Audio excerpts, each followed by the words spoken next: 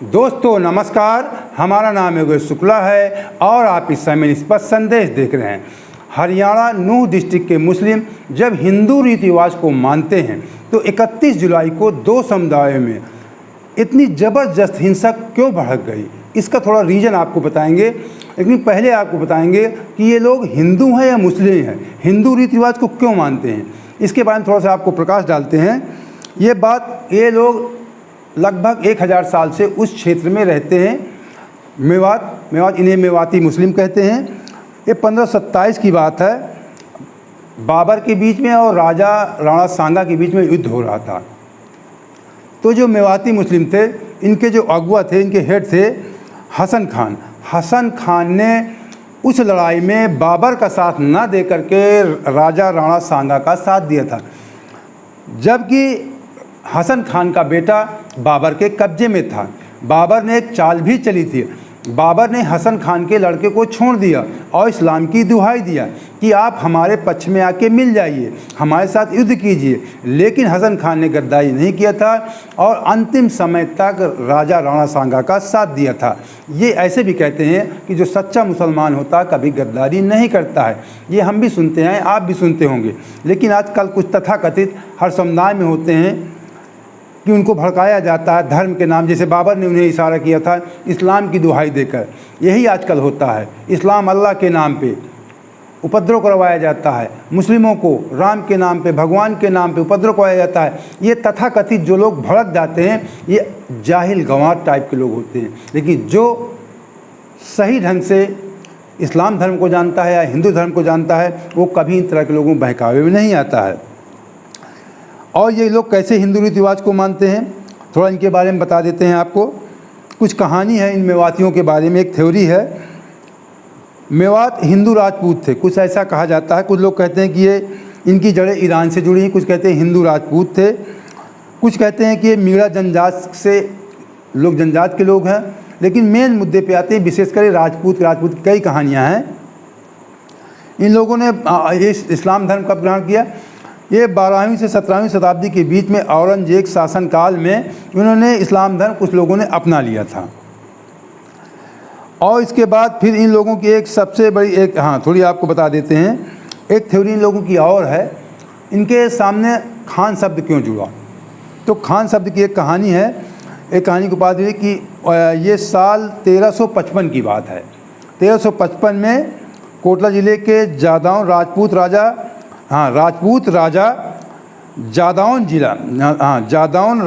राजा लखन पाल के दो बेटे थे, कुंवर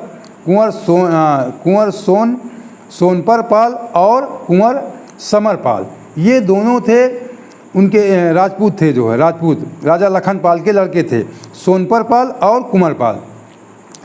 ये लोग दिल्ली सल्तनत के सुल्तान फिरोज़ शाह के तुगलक के यहाँ कुछ काम करने के लिए अपना गए थे। तो एक बार फिरोज़ शाह तुगलक शिकार पर गए थे, दोनों भाई उनके साथ गए थे वहीं पे शिकार पे। तभी इस समय दौरान एक बाघ ने सुल्तान पर हमला कर दिया था और ऐसे में कुंवर सोनपर पाल ने अपने शानदार तीरंदाजी का कौशल दिखाते हुए बाघ को मारकर सुल्तान को बचा लिया था, जिससे सुल्तान बहुत प्रसन्न हुआ था। और सुल्तान ने खुश होकर इसके बाद इन लोगों को खान उपाधि दिया था। सुल्तान ने दोनों भाइयों को खान की उपाधि कुंवर सोनपर पाल नाम का नाहर खान कर दिया था। जो कुंवर सोनपर पाल था उसका नाम कर दिया था नाहर खान कर दिया था, और कुंवर समर पाल का नाम बदल करके छजू खान कर दिया था। ये कहानी है खान शब्द की। ये कहानी खान शब्द की है कि इसने जो राजा सुल्तान फिरोज़ शाह तुगलक ने, जो दिल्ली का सुल्तान था फिरोज़ शाह तुगलक ने, इन लोगों ने फिरोज़ शाह तुगलक ने इन दोनों भाइयों को खान की उपाधि दे दिया था। तो ये जो इतिहास बता रहा है, ये हिंदू थे, इसमें शक नहीं है। और अगर शक होता, जिन लोगों के जो पूर्वज होते हैं, जैसे हमारे जो पूर्वज होते हैं, उन्हीं के अनुसार हम आप रीति रिवाज पूजा पाठ पद्धति अपनाते हैं, तो ये लोग आज भी हिंदू पद्धति अपनाते हैं। इसीलिए ये निश्चित है कि ये लोग हिंदू हैं। आज भी इनकी महिलाएं बताते हैं बुर्का नहीं डालती हैं, घूंघट तरीके रखती हैं, घूंघट ओढ़ती हैं इनकी महिलाएं जो होती हैं। महिलाएं बुर्का नहीं डालती, घूंघट ओढ़ती हैं। और एक बात बता दें आपको कि ये लोग इनके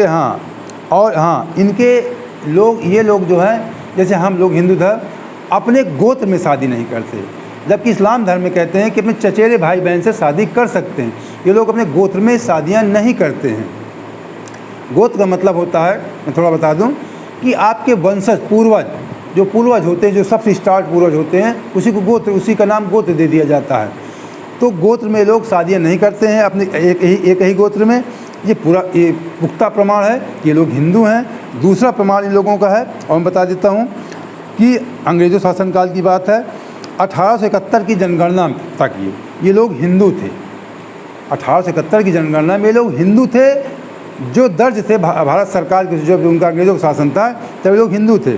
1901 में इन लोगों को मुस्लिम समुदाय में जोड़ दिया गया था।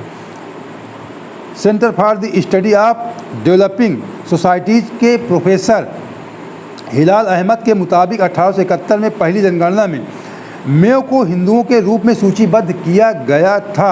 वहीं 1901 की जनगणना में मुसलमानों के रूप में 1871 में हिंदू के रूप में इन्हें दर्ज किया गया था, और 1901 में भारत में इन्हें मुस्लिम के रूप में किया गया। ज़्यादा समय बदला, ज़्यादा लोग मुस्लिम रीति रिवाज मानने लगे होंगे, तो इस हिसाब से मुस्लिम बन को कह दिया गया।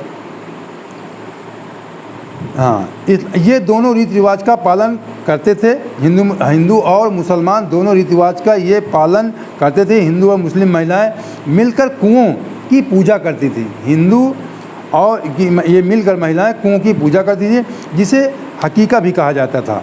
1926 में आर्य समाज कुछ अपना फिर बदलाव हुए, तो इस तरह फिर ये धीरे धीरे कन्वर्ट होते गए, ज़्यादा इस्लाम धर्म की तरफ इनका रुझान बढ़ता गया। लेकिन आज भी सबसे बड़ा पुख्ता प्रमाण मैं बता दूं कि ये लोग गोत्र में शादियां नहीं करते हैं, इनकी महिलाएं बुर्का नहीं पहनती हैं, ये सबसे बड़ा घूंघट डालती हैं, ये सबसे बड़ा प्रमाण है। और ये जब इतना ये लोग जानते हैं कि हम हिंदू हैं, वहाँ के मेवाती मुस्लिम, तो फिर झगड़ा किस बात का?